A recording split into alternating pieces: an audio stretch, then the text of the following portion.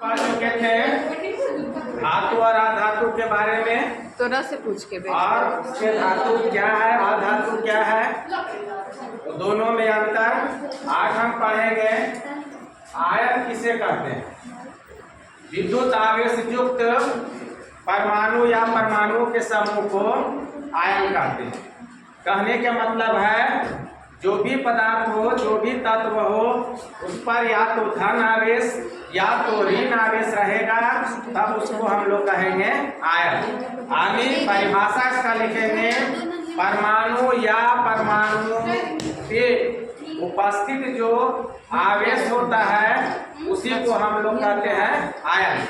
वही लिखे हैं विद्युत आवेश युक्त परमाणु या परमाणुओं के समूह को आयन कहते हैं। अब आयन समझना है, जैसे है यह सोडियम, ये सोडियम हुआ और आयन अगर इस पर रहेगा तो यह इस पर प्लस रहेगा। और समझ जाना है, इसको पढ़ेंगे तब हो जाएगा ये सोडियम आयन। अगर यही लिखे मैग्नीशियम और प्लस 2 प्लस, तभी हो गया मैग्नीशियम आयन। इसको पढ़ेंगे मैग्नीशियम आयन। वही दूसरा है Cl माइनस अगर रहे तो क्लोराइड चाहे क्लोरीन आयन। तो या तो धन आवेश रहे या तो ऋण आवेश रहे, तो वही हो गया विद्युत आवेश युक्त परमाणु या परमाणुओं के समूह को आयन कहेंगे। खाली अगर लिखे Na तो इसको पढ़ेंगे सोडियम। अब अगर लिखा जाए Na प्लस तभी हो जाएगा सोडियम आयन। बाद में आएगा सोडियम और सोडियम आयन में क्या अंतर है, जो कि बाद में पढ़ाएंगे। आखिर Na है और Na प्लस में क्या अंतर, खाली प्लस देने के बाद पूरा अंतर इसका हो जाता है। तो विद्युत आवेश युक्त परमाणु या परमाणुओं के समूह को आयन करेंगे, जैसे Na प्लस या Cl माइनस। अब आयन कितने प्रकार के होते हैं, तो आयन 2 प्रकार के होते हैं।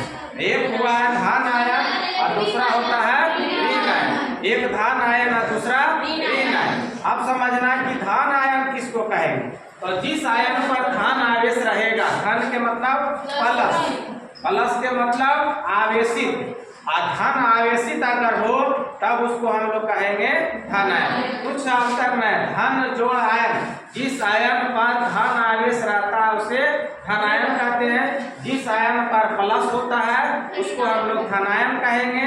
या अपना भाषा में कहे तो जेकरा पर धन चढ़ा रहे, प्लस चढ़ा रहे, उसे हम लोग कहेंगे धन आयन। आज रखना है परिभाषा, जिस आयन पर धन आवेश रहता है उसे धन आयन कहते हैं। कोई दिक्कत है परिभाषा में, बस खाली जिस आयन पर धन आवेश रहता है उसे धन आयन, और ऋण आयन जिस आयन पर ऋण आवेश रहता है उसे ऋण आयन कहते हैं। जिस आयन पर माइनस रहता है उसे ऋण आयन कहते हैं।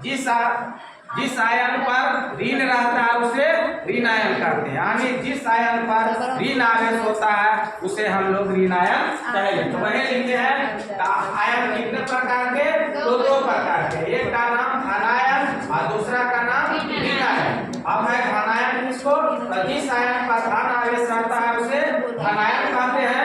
जैसे Na में प्लस धन, Ca से कैल्शियम आयन, और A प्लस में है मैग्नीशियम आयन, Mg2A और A प्लस कैसे आ रहा है कि जब हम इसको इलेक्ट्रॉनिक विन्यास पढ़ाएंगे या पढ़ा होगा पहले, सर पढ़ाए शायद लगे हैं, तो अगर पढ़ा दिए होंगे नहीं तो पढ़ाए हैं, तो उसमें इलेक्ट्रॉनिक विन्यास पढ़ेंगे तो पता चलेगा कि कैसे धन होता है कैसे ऋण होता है। शॉर्ट में समझना है, तो देने वाले जो होता है वह धन होता है, लेने वाले रहता है जो ऋण होता है।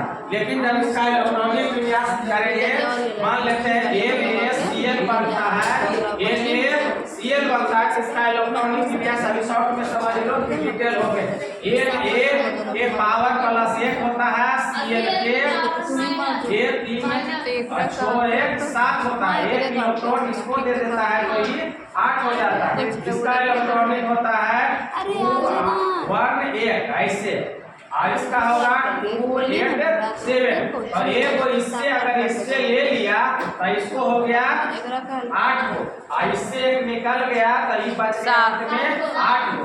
तो गैस की प्राप्ति हो जाती है, अक्रिय गैस। इस इलेक्ट्रॉन में 8 इलेक्ट्रॉन अंतिम में रह जाते हैं, वह अक्रिय हो जाते हैं। जब तक 8 इलेक्ट्रॉन में रहते हैं तब तक अभिक्रिया करते रहता है। वही त्यागा तो हो गया प्लस, अब ग्रहण किया तो हो जाता है माइनस। अब धनायन और ऋणायन समझ गए। ऋणायन जिस आयन पर ऋण आवेश रहता है उसे हम लोग कहेंगे ऋणायन। जैसे Cl पर पावर माइनस आनी क्लोरीन आयन, इसको पढ़ेंगे तो ऑक्सीजन आयन। अब है दोनों के विशेषता, धनायन के क्या विशेषता है और ऋणायन के क्या विशेषता, क्या उसका गुण है। तो किसी धनायन में अपने मूल परमाणु से कम इलेक्ट्रॉन रहते हैं। जैसे अगर हम इसमें देखें तो पहले से था ए में ये था तो इसमें 2 8 1 था, 2 8 1। लेकिन जैसे यह आयन में परिवर्तन होगा, एक इलेक्ट्रॉन दे देगा दूसरा को, एक इलेक्ट्रॉन जब दूसरा के दे दिया तब होगा वह प्लस, तब हो जाएगा आयन। तो पहले इसके पास था 11 सोडियम मेटल 11 था, आयन उसको दे दिया तब क्या हो गया, उससे कम गया। वही है पहला पॉइंट, इसी आयन में अपने मूल परमाणु से कम इलेक्ट्रॉन रहते हैं। उसका जो मूल परमाणु है, परमाणु संख्या उससे कम होता है। धनायन पर धन आवेश रहता है, तो समझ गए। धनायन यदि रहेगा उसको हम देखेंगे तो प्लस रहेगा, धनायन पर धन आवेश रहता है। परमाणु के धनायन में परिवर्तन हो जाने पर उसकी परमाणु संख्या अपरिवर्तित रहती है, परमाणु संख्या ज्यों के त्यों रहते हैं। अब है धनायन का इलेक्ट्रॉनिक विन्यास, उसके निकटतम अक्रिय गैस के सदृश होता है। चूंकि एक इलेक्ट्रॉन दे देता है तो अंतिम में बच जाता है 8 बच जाता है, तो इस गैस यानी अक्रिय गैस के जैसा हो जाता है, वही सदृश।